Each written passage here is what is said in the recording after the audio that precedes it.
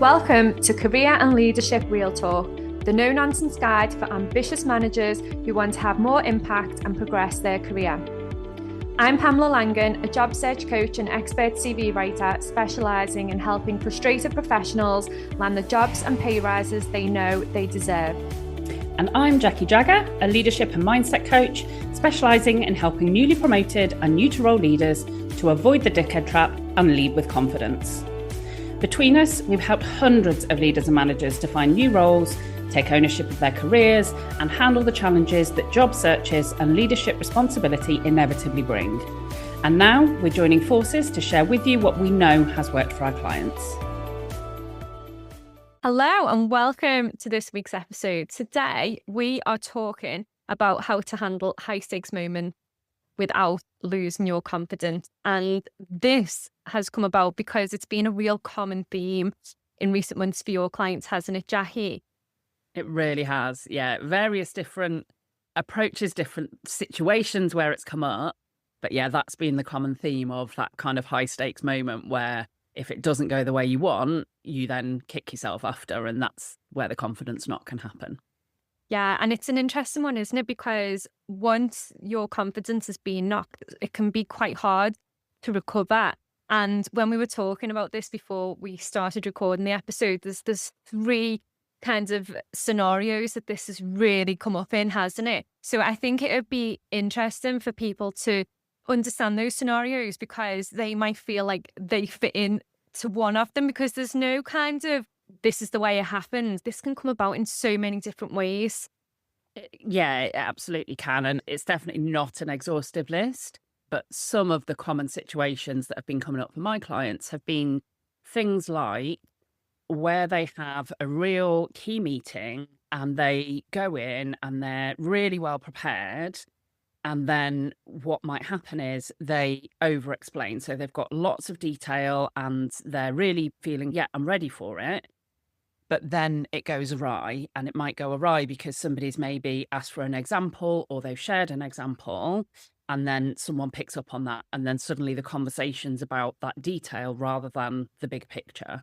Or it might be where somebody talks through their thought process aloud and they are watching for those signs that what they're saying is landing, but they can sense that they've lost people and they can read that body language of, yeah, I've not got people's attention. They're not with me on this, but their mouth just keeps on going and they keep on trying to explain their way out of it, even though they can see that they've lost the room.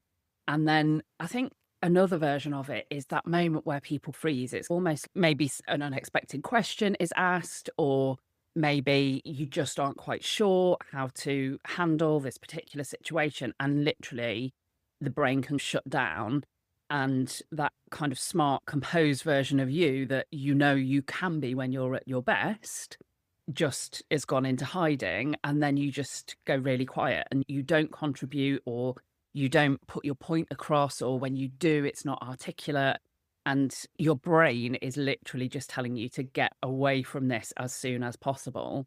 Yeah, I've seen versions of all of those themes happening for my clients in recent months. And it's just really frustrating because they're brilliant, talented people, and they know that they are not operating at their best. And then there's the panic about the next time that situation is going to come up, or the fact that if they want to progress and they want to get promoted, then what's going to happen when those high stakes moments are coming more often and in wider forms, and maybe with external people rather than internal, and different stakeholders that they've not yet got a relationship with. So yeah, lots to unpick, I think, with some of this.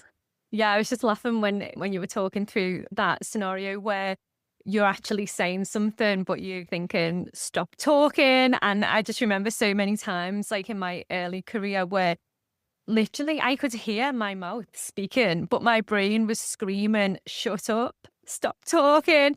But it just carried on. And then afterwards, I would just feel embarrassed. I'd feel shame. There'd be all of these emotions just because I was just letting my mouth run away with itself, because it felt like such a high pressure situation. And the more I tried to impress, it felt the worse that it was.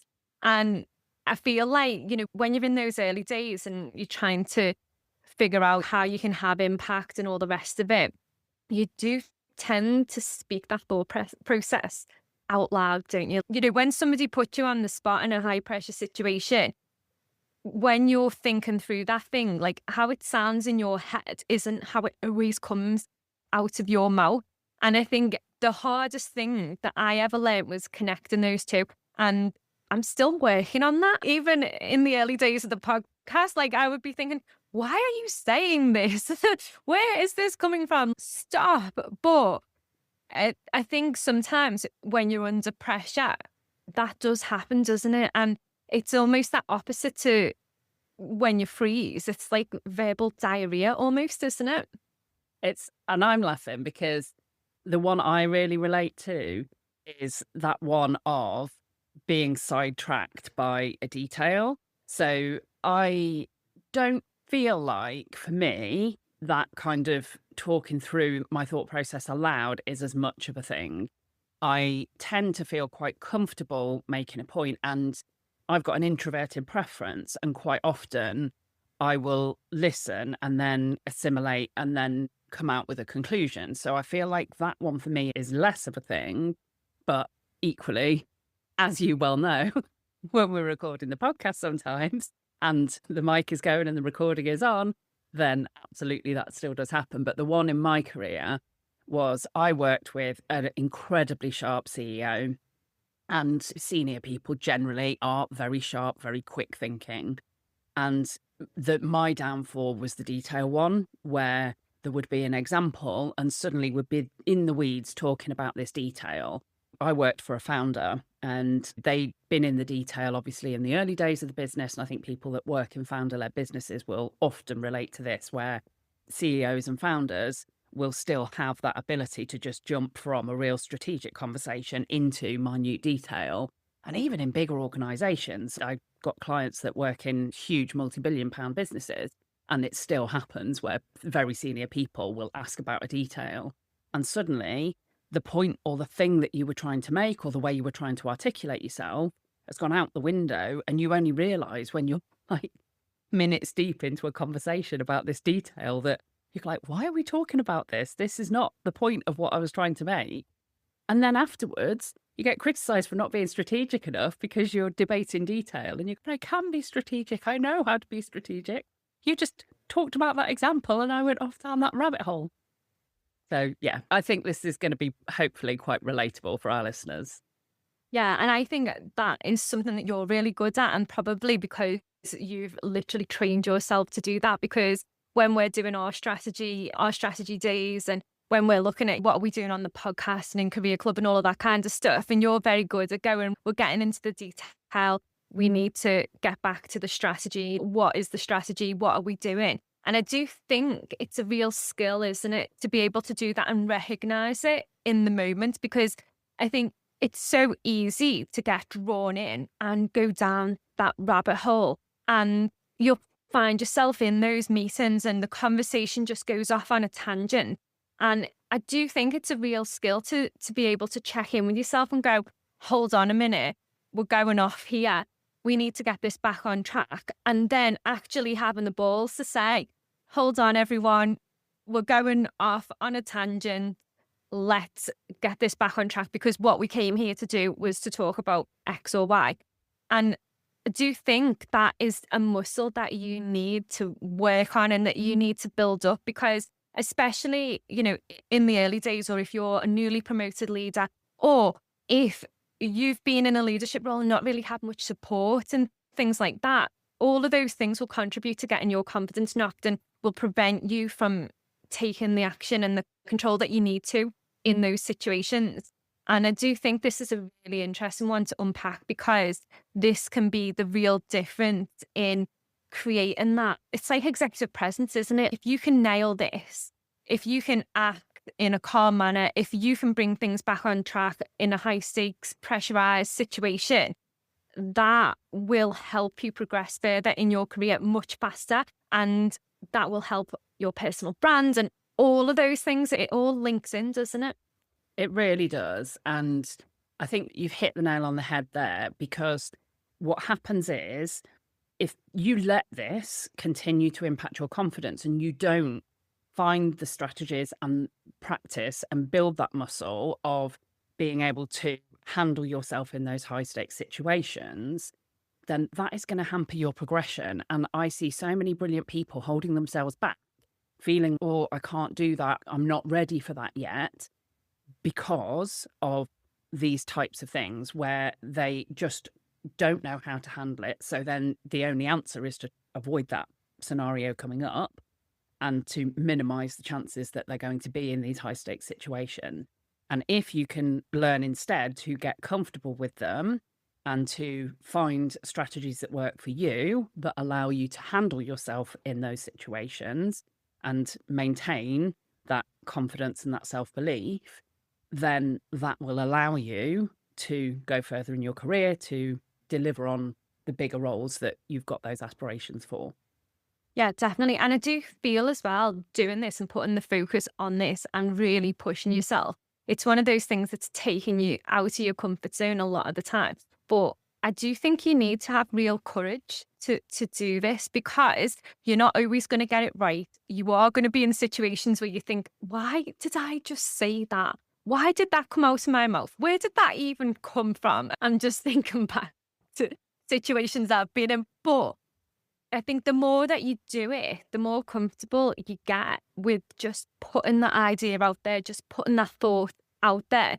And then the way that you put that thought out there is more calm and collected and more strategic than just kind of blurting stuff out just because you've been told by your manager that you need to speak up more in meetings, you need to be seen and heard more in meetings and stuff. So you just start blurting stuff out, but there's no real strategy behind that. In terms of helping people and supporting people in starting to do this and think about this for themselves, because if people are listening, probably thinking, oh, I might come up in one of those initial 3 scenarios, or I can definitely relate to this, or I definitely hide from these situations. Like, what can people start to think about and implement into how they conduct themselves as leaders or as in some kind of senior role? So I think the first piece of advice I would share is to prepare your mindset, not just your material. Often, if you're, for example, say you're going to present a proposal to the board, or you've got to take your boss or your boss's boss through your proposed budget and be able to justify it, people will often focus on their slide deck, their presentation, detail of the material that they're going to be talking about. And what they don't always do is consider who are the characters that are going to be in that room? What is the environment going to be like? How am I going to feel?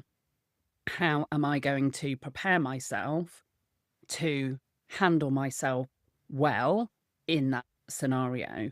And so what I will sometimes do in a coaching conversation with a client is get them to literally visualize themselves. Where would they sit in the room? How would they walk into the room? How would they hold themselves? What would they do to prepare before they even go into the room?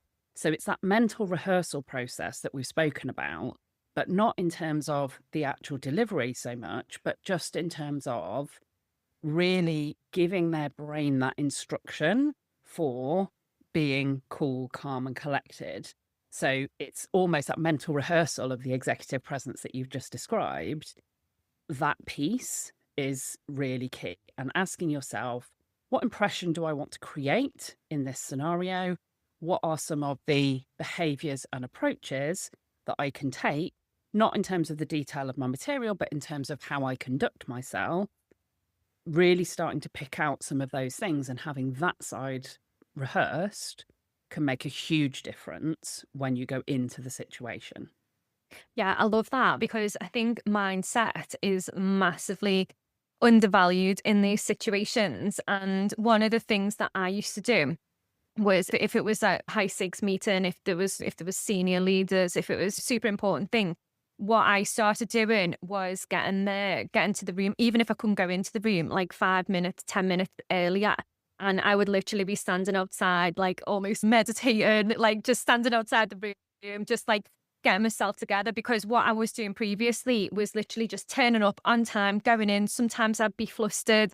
I'd be on the back foot. People would want to do all of that rapport building, like good morning, good afternoon kind of stuff. And I'd just be like, we just need to get to the point. Whereas when I turned up and was there like a good few minutes early, people would come, you can start them conversations, and I could remain calm and collected and ready to go. And I didn't have a million things going around in my head and all the rest of it. And I think that is the key thing, because a lot of the time you're so busy in the day to day that you just turn up at meetings and wing them, don't you? So just taking that time to think, what is my mindset like? What's going on for me in this moment?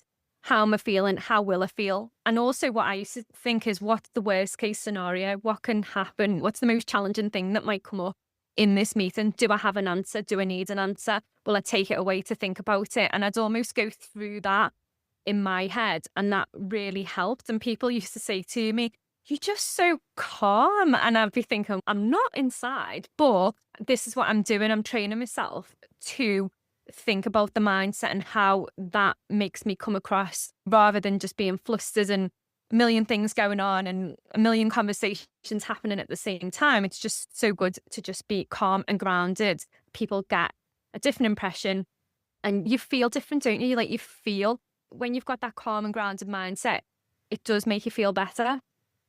It really does. And that really links to the next piece of advice, which would be to slow down. Because when our brain is in panic mode, when we're taken out of our comfort zone and we're stretched beyond where is comfortable, and we're in that point where the brain is at risk of actually shutting down in panic zone, then what happens is we have a tendency to rush, to go quicker, to talk more quickly, but also our brain is literally whirring at a million miles an hour, trying to search for what's the best thing to do here, weighing up all these options.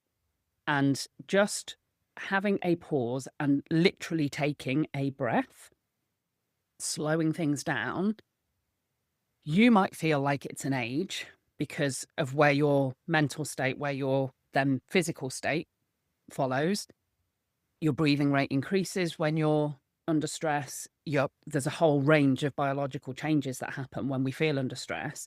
And pausing and taking a breath calms the nervous system, tells the nervous system, this is not the end of the world. It is not an actual panic situation.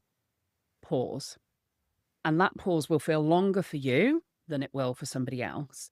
But when you learn to take a pause in moments of stress, that is going to reverse some of that panic that your brain is in. It will take you to a space where you're more likely to be able to think clearly. You're more likely to be able to project yourself in that cool, calm and collected way. So it's not a surprise that when you're describing slowing things down and having that mental rehearsal and being able to be calm and collected made such a difference for you, because that pause is incredibly powerful. Yeah, we always say pause, don't we? And I recently did some speaker coaching, and one of the main pieces of advice within that was to pause. And that pause almost plays with the audience's heads as well. So, they're literally hanging on your every word because you've slowed things down and because you've paused. So it makes whatever you're saying, regardless of what you're saying, and we were like reciting lines from the Ratatouille film, like it makes it more impactful. So you can literally say anything, but if you slow it down and you put those pauses in, like, you're going to get maximum impact. And even if you are reciting lines from like a cartoon film, like, it made such a difference. And I absolutely loved learning that, because we're huge advocates of taking the pause, aren't we? But it just works so well. So what else can people do? So there's two linked ones here. So one is to consider this, and these are specifically for when you're asked questions, because often that is where people feel like they're put on the spot, they're on the back foot, that they struggle in these type of situations. And the first is to really, within that pause, consider what was the intent behind the question that was asked, because often the specific question that was asked is asked for a reason, because in the mind of the person who's asking it, it's going to help them to get to a certain place, come to a conclusion, have a piece of information that they feel is missing. But often it's not actually the question that they asked that you need to answer. What you need is to give them the understanding and the reassurance or the information behind what they're actually thinking about, which they may not have verbalized. So, as an example, if somebody asks a detail about, let's take a customer service metric. Back in the day, I used to look after customer services. And if somebody asked detail about the customer service metrics, actually, often the reason was that they were wanting to know, what is the impact? Is what we're doing working? Is that metric improving or is it not?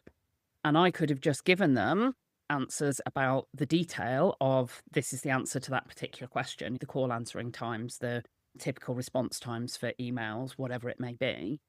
But if what they were wanting to understand is, which from a senior person is typically the case, how well are we handling the improvement that we need to see?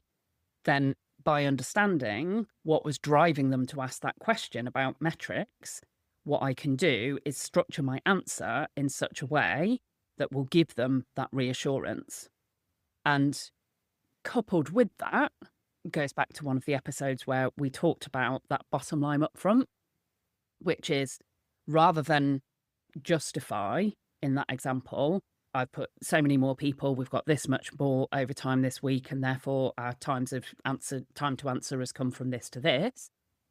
If instead I talk about the fact that overall we're seeing an improvement from this to this, there's some detail behind how we're achieving that, but based on the trends that we're seeing, I anticipate that by next week we'll be in this position. That will often be a better answer than actually giving the detail to the specific question that the person asked. So read, consider, what do they actually need to know? Why are they asking this question? And then give an answer to that, but give a direct answer rather than talk through all of the detail first to get to that conclusion, because they then will have their reassurance, hopefully. And sometimes the answer is that you don't have an answer. In an example where I talked about it with a client, there wasn't a clear answer. And it was okay, I'm going to need to take that one away because I don't have an answer to the detail of this as yet. But to be reassured, it is on my radar and I will have an update by X date. So I think those things coupled can make a huge difference. Yeah, I love that. And I suppose it is that point, isn't it, when you're asked a question in those situations, like, what are they really asking for? What are they really checking up on? And almost before you answer, it's like asking yourself those questions or that question so that, as you say, the answer that you give is more in line with what they actually really need. But I suppose with that as well, in those situations, there's always those times where you get caught off guard and you just think, oh, wow, okay. What happens in those situations? So I think here you can buy yourself some time. So you can either ask a question for clarification. So if you can't quite read the intent of why did they ask me that question or what's the best way for me to answer it, then you can ask a clarification question and ask, when you say such and such, do you mean this or do you mean this? Or you can also just literally buy yourself some time by saying, that's a great question. Let me take a second to think about how best to respond to that. Because what that conveys is confidence in not rushing to an answer that may be wrong. It buys you a bit of time, but counterintuitively, if somebody says that, then you assume that what's going to come out of their mouth next is really thoughtful and considered. So already you're creating that impression that the next thing you're going to say is considered. Plus, you buy yourself that pause, you buy yourself that moment to consider, how can I approach this? And to run through some of that. What do I actually need to say? What's the key point that I'm trying to make here before you deliver it? Yeah, it's a really good point, that. And I think with that, one of the things that I'm just thinking as you were talking through that, like in those situations where you do manage to answer, you get it back on track, you're able to recover it in some way when you've been caught off guard. But what would you advise when people go through that and then they come out of that situation and absolutely beating themselves up? There's been times in the past where, I've said stuff and then it's just replayed on my mind so many times, and you just feel that embarrassment. And every time you think of it, you get that whole, you just have the hot flush where you just like, I can't believe I said that. And you can just feel the heat rising, and you're at home. It's the weekend, you're out walking the dogs, and you're like, oh my goodness, did I really say that? And it keeps hitting you, doesn't it? And you just beat yourself up. And I feel like no matter like where you get to in your career and how much work you do on yourself, there's still going to be times, isn't there, when that happens. So what can you do to avoid beating yourself up? I think, first of all, it's important to recognize that beating yourself up does not make you better for next time. What you need, if something has gone badly, is to consider, how can I do a better job in a comparable situation next time? And it is natural. So our brains are wired in such a way to keep us safe. And so if something has gone badly, our brain likes to fixate on it, likes to keep us in that loop. And it was funny, as you were talking, even before you said the word hot flush, I was like, I can feel the heat rising from the way that you were describing it. I was taken back into exactly that same memory. And so, yeah, we will all have times where we will beat ourselves up. But what's really important is to put a stop to that and to say, okay, what specifically was it that, and this is what I do all the time with coaching clients. Let's go back to that situation where you felt that way. What specifically was it about that situation? What was going on with your brain in that moment? Because if you struggled to find an answer, or you went into over explaining, your brain's done that for a reason. It's trying to keep you safe where it worries that there is a risk to your credibility or how others might perceive you. A lot of this comes back to judging yourself in order to try and avoid being judged by others. And so I think the real key thing here is let yourself feel it, be embarrassed, be disappointed, but then move to that practical exploration of what specifically triggered it. What was it about that situation that caused that? In the same situation again, what instruction do I want to give my brain as to how it could handle that thing better? So whether that's take a breath, whether that's prepare my mindset as much as my material for another situation, or whether that is just letting it go and going, do you know what? I couldn't have predicted that was going to happen. Gutted that it did. Onwards and upwards. So unpick it without beating yourself up. Consider how, and you can also do mental rehearsal looking backwards. So what can also be helpful, and again, I do this sometimes with coaching clients, is get them to go back and mentally rehearse that situation with a different ending.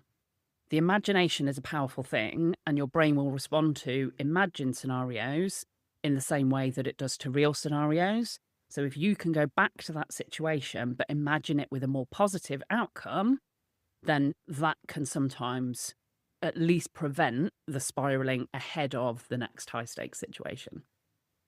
Yeah, and that's such good advice, because you can get stuck in that cycle of beating yourself up. And that, again, knocks confidence, doesn't it? And you want to move forward. You want to be the best leader that you can be. And then you kick yourself because you let these things hold you back. So I suppose if people are listening to this and they're thinking, do you know what? There's some of these things that you've talked about that I do, that I'm feeling. If there's anything that is holding you back from showing up as the senior capable leader that you already are, then coaching could definitely help. And if you get in touch, Jackie will be able to share all of the different options. And I suppose if you do want to build that confidence and presence and impact so you can perform at your best when it really matters most, then coaching is definitely something that can help you dig deep and explore get under the skin of what's going on for you and help you create strategies to move forward and increase your impact. Get in touch and let us know if you'd like to hear about that. And as usual, thanks so much for listening. And if there's anyone that you think could use this episode or would need to hear it, then definitely share it with them. And don't forget to rate and review us on your favourite podcast platforms. And we'll be back soon with another episode.